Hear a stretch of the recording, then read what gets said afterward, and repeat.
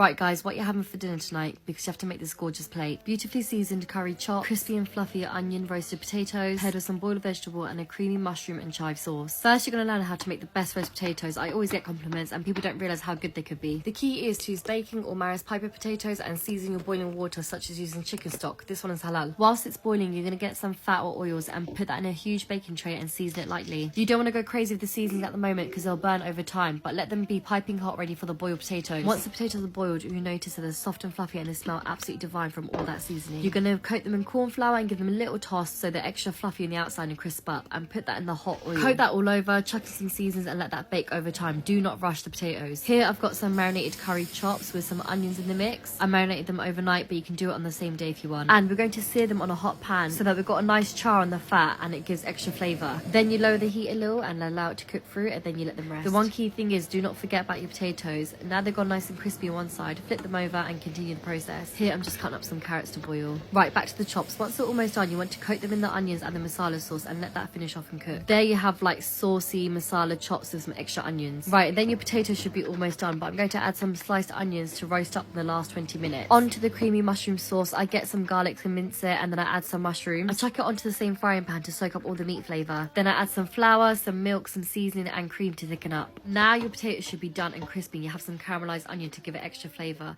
and I top those with chives. By that time your carrots would have been boiled and your creamy mushroom sauce would have formed together and become really thick, and your mutton chops should be ready by now. Now look at that, the plate's absolutely gorgeous, super fluffy potatoes and gorgeous meat. Hope you enjoy. Bye.